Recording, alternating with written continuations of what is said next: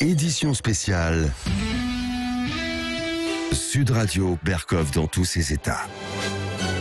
Nous sommes en guerre. On a affaire à un virus qui est diabolique et qui est beaucoup plus intelligent qu'on ne le pense. Nous sommes en guerre. Il peut arriver que la science rejoigne le bon sens. Nous sommes en guerre. Réfléchir sans savoir est idiot. Il faut diagnostiquer, il faut isoler les gens contagieux et il faut les traiter. Nous sommes en guerre. Vous avez assisté à la plus grande escroquerie que je n'ai jamais vue de ma vie. Nous sommes en guerre. Ça, on verra qui c'est qui ment dans cette histoire.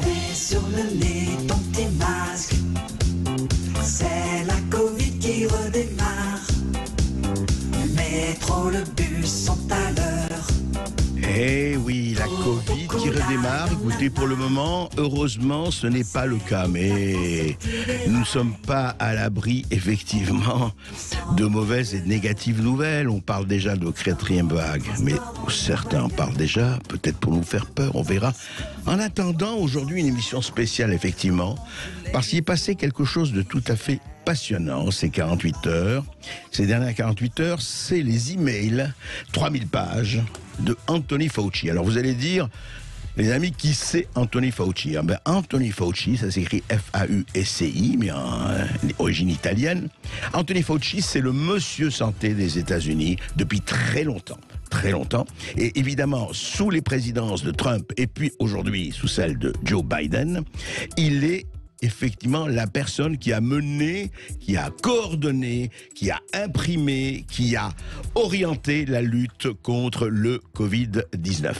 C'est lui qui a tout fait et en fait, avec les répercussions OMS, Chine, etc., il était au centre de tout. Si vous voulez, si j'avais à faire un parallèle avec la France, imaginez Olivier Véran, le ministre de la Santé, et le professeur Jean-François Delfrécy à la puissance, 10 000. Voilà, c'est ça Anthony Fauci. Or, il y a 48 heures, sont sortis, effectivement, des milliers de mails échangés par le docteur Fauci avec énormément d'interlocuteurs, dont d'ailleurs le professeur Delfrécy. Nous allons en parler, et comme il s'agit beaucoup de parler d'un certain traitement qu'on a beaucoup critiqué, qu'on a beaucoup défendu, nous allons en parler avec quelqu'un qui, lui, observe et est acteur de cette scène depuis des décennies. C'est le professeur Didier Raoult qui va être avec nous. Ils nous ont tant confinés, puis déconfinés, puis reconfinés, qu'on redoutait d'être in fine déconfinés. Eh bien, c'est vrai, la question shakespearienne, effectivement, que pose le délicieux Pierre Perret, être un confini ou être un confiné, attise de ce question, et les deux peuvent d'ailleurs se rejoindre. Et en fait, il y a quelque chose de nouveau, et non pas de pourri dans le royaume du Danemark, comme disait le grand barde, c'est que le Freedom of Information Act des États-Unis. Alors, Freedom of Information Act, c'est l'acte de liberté de l'information qui permet de dévoiler un certain nombre de courriers, de courriels, etc. Eh bien, il y a 48 heures très exactement, a dévoilé 3000 pages de courriels qui tout ont pour, effectivement, auteur et ses correspondants, Anthony Fauci. Je rappelle qu'Anthony Fauci, c'est vraiment le monsieur santé des États-Unis. D'ailleurs, il était déjà dans la lutte contre le sida. Enfin, c'était, on va voir, l'autorité, puisqu'il a été le conseiller scientifique et universitaire et de Trump, de Donald Trump, et puis aujourd'hui, je ne sais pas jusqu'à quand, de Joe Biden. Sa parole fait autorité, il commandait, il orientait, il rythmait la lutte contre le Covid-19 depuis fin 2019 et début 2020. Et les mails là, qui sont aujourd'hui effectivement dans le public, datent de janvier 2020, et puis continuent jusqu'à aujourd'hui. Alors, c'est très intéressant. 2-3 choses juste à rappeler dans les mails. Évidemment, on n'a pas lu les 3000 mails, personne ne les a lus encore, mais enfin, on a eu le temps, avec Clémence Duracoova, avec l'équipe, de travailler un peu sur, et avec aussi François et Jean-Yves Capot, de travailler un peu sur ces mails. Eh bien, on a constaté 3 choses. D'abord que Fauci répète depuis le début que les asymptomatiques ne sont pas, sauf exception, transmetteurs de la maladie. Il le dit et le répète mail après mail.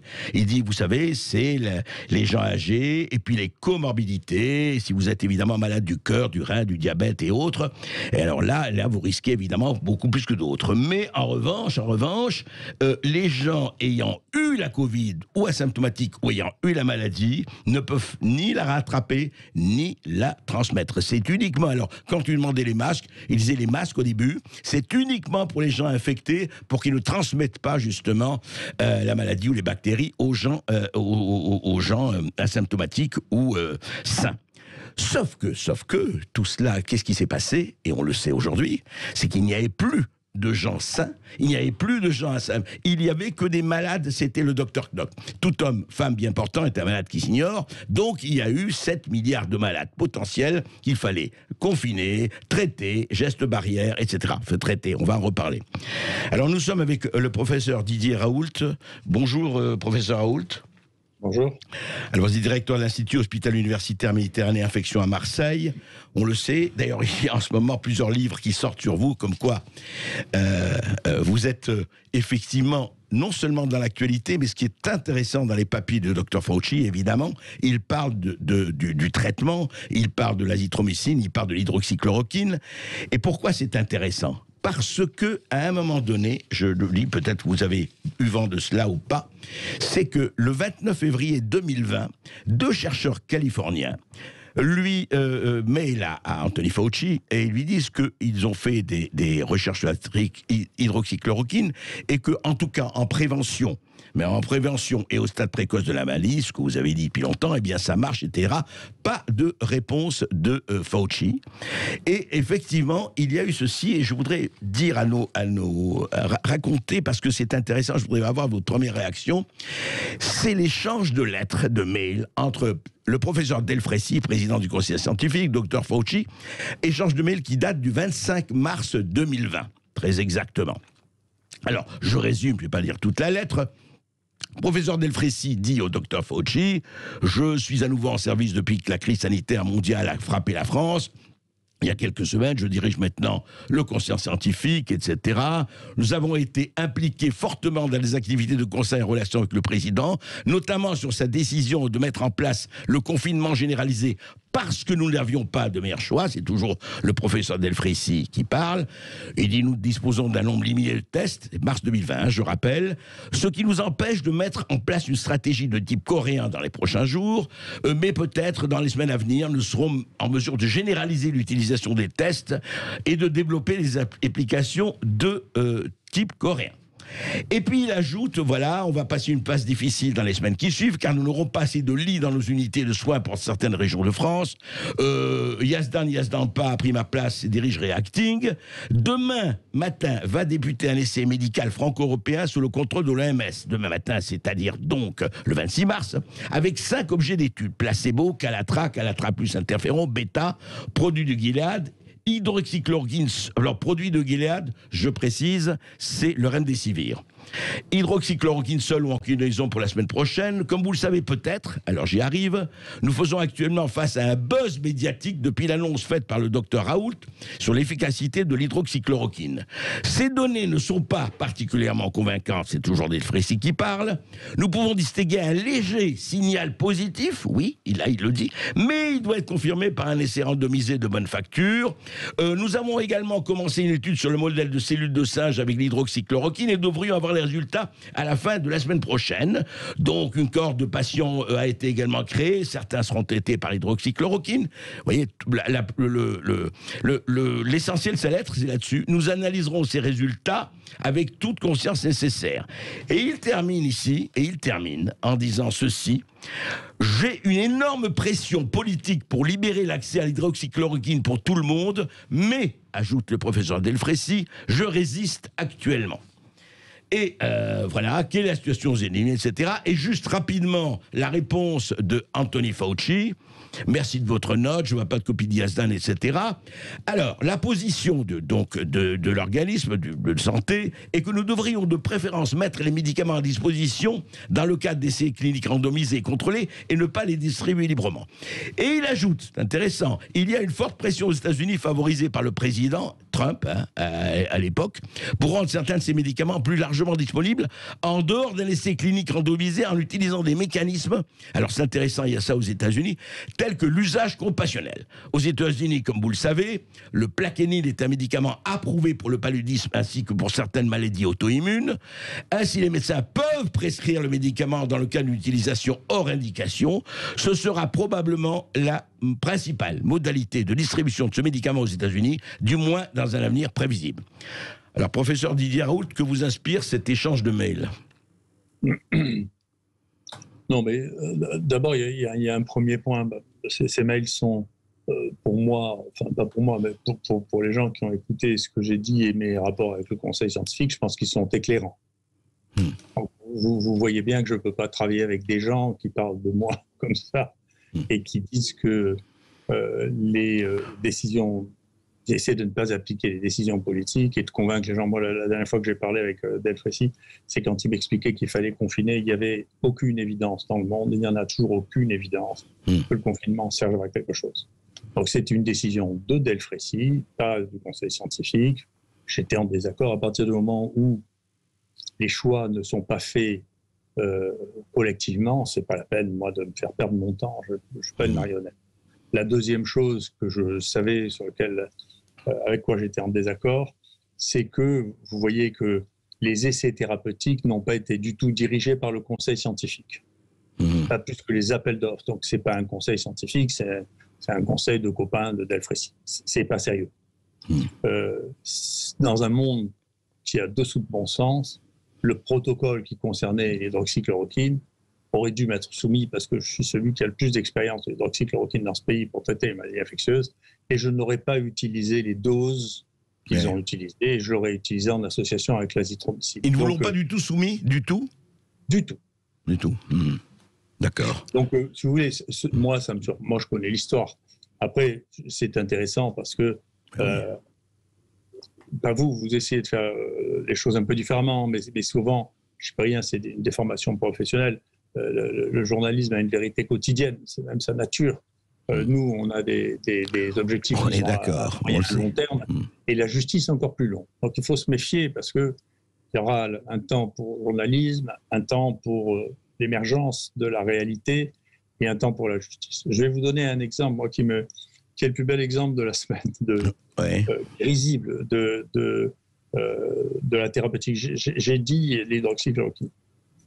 J'ai dit à plusieurs reprises, vous savez, tant que vous n'aurez pas fait une analyse approfondie de la raison pour laquelle vous avez vraiment cru, dans l'article du Lancet, que 10% des gens qui prenaient le médicament qui avait été le plus prescrit au monde pouvaient donner des insuffisances cardiaques, ce qu'on a appelé le Lancet Gate. Tant que vous n'aurez pas fait une émission spéciale pour dire, écoutez, comment est-ce qu'on a pu se faire rouler dans la farine à ce point ? Tant que le ministre, tant que l'OMS ne diront pas, écoutez, ceci a mis en évidence que nous n'étions pas capables d'analyser les publications, mais juste de lire l'abstract, et tant qu'on n'aura pas posé officiellement au Lancet, voire poursuivi le Lancet pour cette information, et poursuivi les gens qui ont fait cette fausse information, qui a mis en péril la vie et la stratégie de milliers, voire de millions de gens. Tant qu'on n'aura pas fait ça, on ne sera pas sorti d'un délire dont je vais vous donner un point extrêmement intéressant. Une équipe française de cardiologues toulousains vient de publier un article. Ils se sont intéressés aux troubles du rythme au cours du traitement par le Covid, ce qui est intelligent. Je vous rappelle que la bande de Branquignol, les pieds nickelés, avait publié un papier dans le New England et un papier dans le Lancet, les deux rapportant sur des dizaines de milliers de personnes qui n'ont probablement pas existé, qui ont été rétractés tous les deux, sur ces troubles cardiaques. Mais eux sont des cardiologues, c'est des gens qui ont analysé une banque de données qui est censée être sérieuse, qui est la banque de données de l'OMS, de tous les traitements qui ont été mis en place pour l'OMS. Mais ils se sont intéressés à une chose qui, elle, est réelle, c'est que le remdesivir donne des troubles cardiaques. Alors, remdesivir donne des troubles cardiaques, ça a été dit sur aucune chaîne, je pense, c'est la première fois. Et on le sait depuis Ebola. Ouais. Ça donne des bradycardies, c'est-à-dire des ralentissements du cœur, et parfois des arrêts cardiaques dus à ces arrêts du cœur. D'accord ? Et donc, ils sont allés regarder ce travail, dans ce travail, et ils ont dit, est-ce qu'on a plus de bradycardie avec le remdesivir? Donc, je crois qu'il y a 5000 personnes qui ont été analysées en tout. Oui, dans cette IHU de Toulouse, oui. Oui. C'est le CHU de Toulouse, oui, mais c'est des données qui sont des données disponibles sur des databases. C'est notre temps, on peut toujours aller vérifier les choses sur les databases. Hein. D'accord. Donc, ils sont allés regarder, et effectivement, ceux qui ont le plus de bradycardie signalés de très loin, près de 4%, c'est le remdesivir. Et si ensuite on le compare à tous les médicaments, y compris face à face avec l'hydroxychloroquine, ça donne 73% de plus de troubles du rythme cardiaque que l'hydroxychloroquine. Ce qui ne peut surprendre que les gens qui n'ont jamais entendu parler de l'hydroxychloroquine. L'année où la chloroquine a été la plus prescrite au monde, elle a été prescrite à 1 milliard de personnes. Oui, et puis c'est depuis 70 ans, enfin on sait, oui. Donc la chance, si vous voulez, je voudrais bien essayer de convaincre les gens, la chance que vous ayez une mauvaise surprise avec un médicament que tout le monde connaît depuis 70 ans, comme l'ivermectine, comme l'hydroxychloroquine, ou comme l'aspirine, ou comme la vitamine D, que l'on ne connaît pas, n'est pas de même nature. Ouais. Mais donc, quand vous essayez, c'est la raison pour laquelle je disais, pour les vaccins, moi je suis plus proche de la manière de faire des Chinois, qui est de faire des vaccins comme on fait pour la grippe. On prend les vaccins, les souches qui circulent, on les inactive, on envoie ça, on sait ce qu'on fait. L'inconnu est moins grande. Voilà. Donc, je pense que dans ces situations, malheureusement, si vous voulez, dans les situations de tension auxquelles on est arrivé, tout le monde perd son calme, tout le monde pense qu'il faut avoir des positions tranchées, oui ou non, c'est 100% ou c'est 0, et donc tout le monde perd la raison. Et donc on est là en face d'un système où les gens ont perdu la raison, mais le temps fera le tri entre les... Il commence à le faire. Hein. Nous, on a fait... Le temps fait déjà le tri. Honnêtement, ça commence à bouger, vous le savez, Didier Raoult. Oui.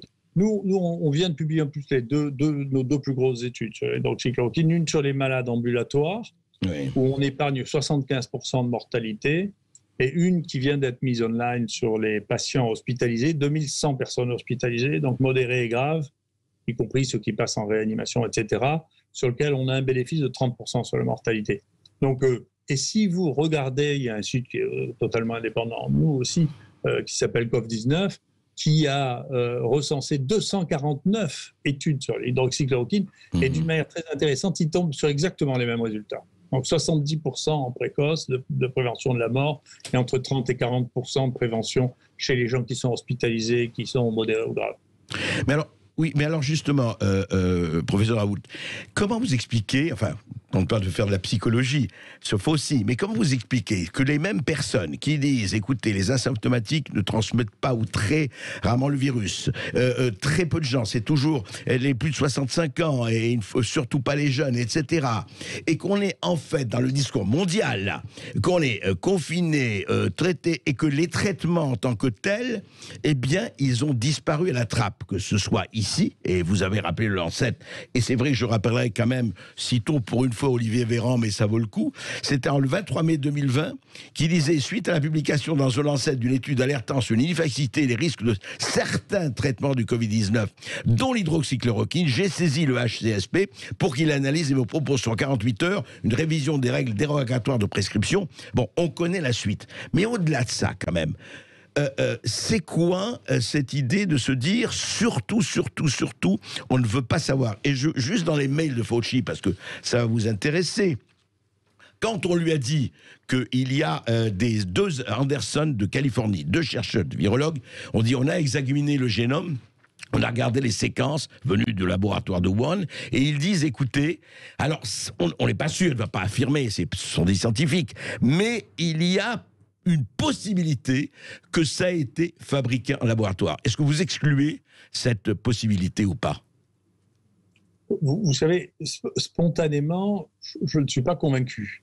Mais j'explique à mes étudiants, à chaque fois que je commence, vous savez, en science, je suis un renégat. Je suis prêt à me renier demain si vous me prouvez le contraire. Parce que je ne suis pas un prêtre. Ouais. Je ne suis pas un idéologue. Donc la question pour moi, c'est de savoir si c'est exact dans l'état actuel de nos connaissances, puisqu'il n'y a pas de vérité définitive. Bien sûr. Donc, dans l'état actuel de nos connaissances, c'est plausible, c'est exact, ça je sais. Je me méfie pour une raison très... Oui, pourquoi oui. Je me méfie. Vous savez, j'ai été embarqué en 2002-2003 pour faire un rapport que j'ai transformé en rapport sur les maladies infectieuses, mais sur le bioterrorisme. Oui. Et donc, on a été enfumé par les Américains pendant 1 an à propos de cette histoire qui a foutu dans le monde entier la terreur des agents bioterroristes et qui résultait simplement d'une bêtise de l'armée américaine. La guerre bactériologique, oui. Oui, la guerre bactériologique, le charbon, en réalité, ça sortait de Fort Detrick. C'est quelqu'un qui avait un passé psychiatrique, d'ailleurs, qui manipulait ça. Quand on a fermé son laboratoire, il en a emporté chez lui et il les envoyait à des hommes politiques et des journalistes. Moi, j'ai des amis qui ont séquencé ce génome moins de 3 mois après que ce soit arrivé. Donc, 3 mois après, les Américains savaient parfaitement que ça venait de chez eux, que ça venait de ces bêtises. Ça n'a pas empêché que à l'ONU, le secrétaire général de la Défense remue un tube plein de farine en disant qu'il y avait des tonnes de charbon. Des Colin Powell à la tribune de en l'ONU. Irak et qu'il fallait attaquer l'Irak. Donc, si vous voulez, je me suis fait avoir une fois. Quand j'étais au ministère, on me donnait des coups de téléphone en me disant qu'il y avait des informations grises qui circulaient, que le CIA ne pouvait pas le dire, mais qu'en réalité, il y avait plein de silos remplis de sports de charbon en Irak. Donc, le coup, on me l'a déjà fait. Donc, le coup de la manipulation de cette nature, on me l'a déjà fait. Donc, je prends tout ça avec... C'est vrai. Non, juste un mot, pardon. Là, il ne parle pas de guerre bactériologique, il ne s'agit pas de ça, on ne va pas rentrer dans cela. Mais simplement, est-ce qu'il y a une possibilité? Alors, vous avez répondu, vous avez dit, est-ce que c'est possible ou pas? Moi, on n'en fait pas une question primordiale, hein, existentielle, mais est-ce que c'est possible que ce ne soit pas la chauve-souris, le pangolin? Si vous voulez, c'est...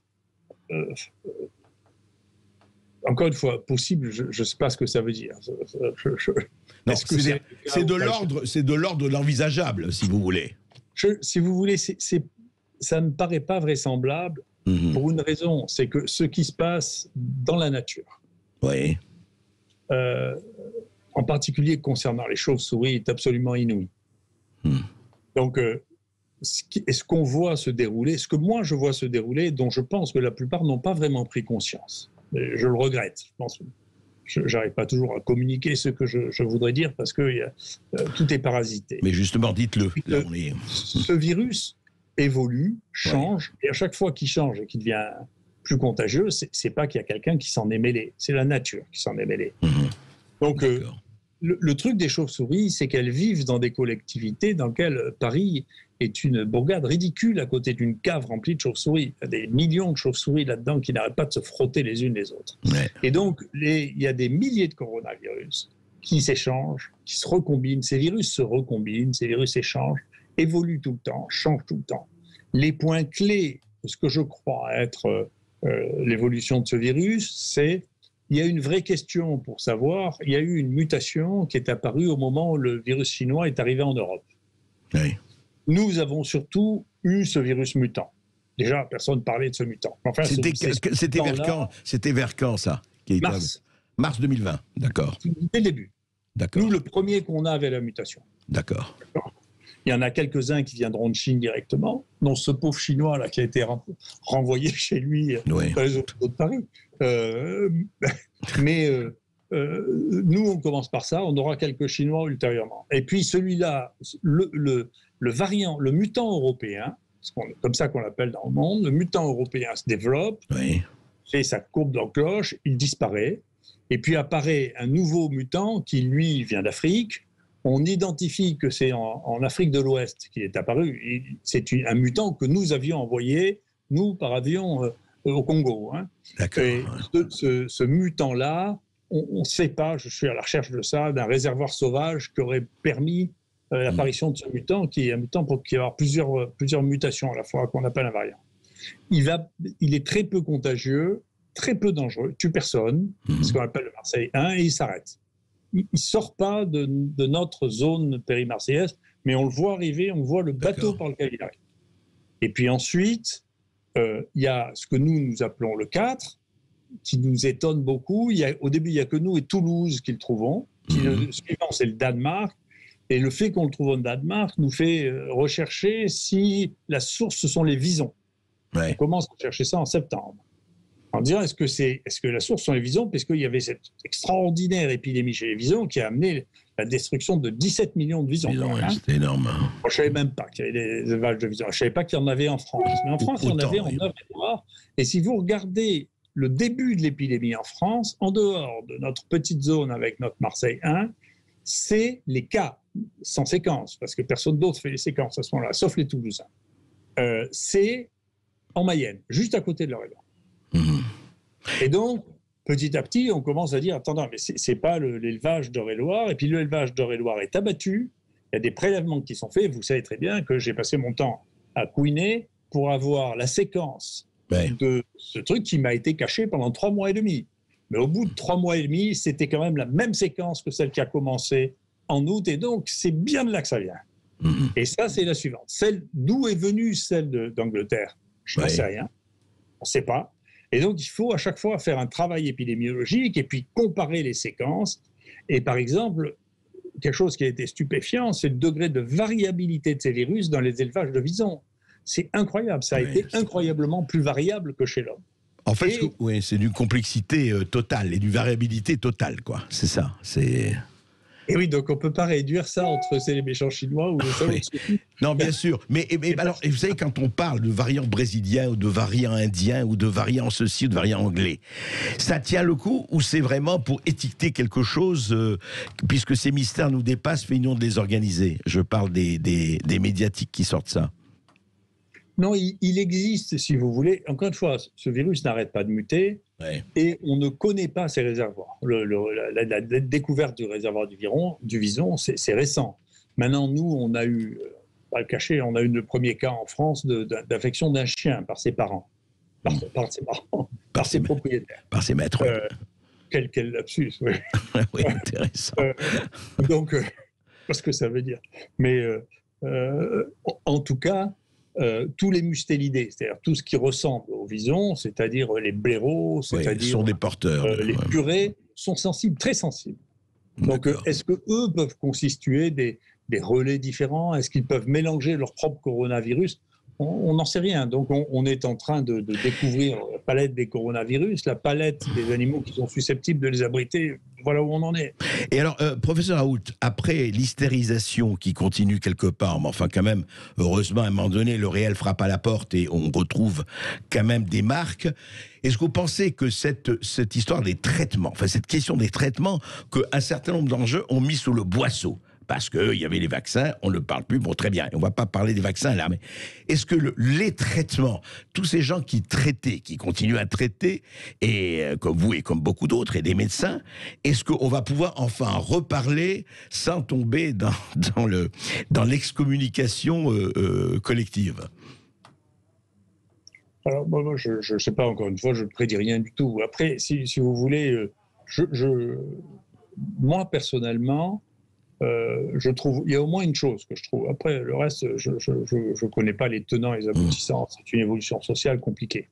Je trouve que dans cet état, il n'y ait pas une saisie, franchement, de juste des affaires financières pour faire une investigation profonde pour ce qui s'est passé avec Gilead est une honte.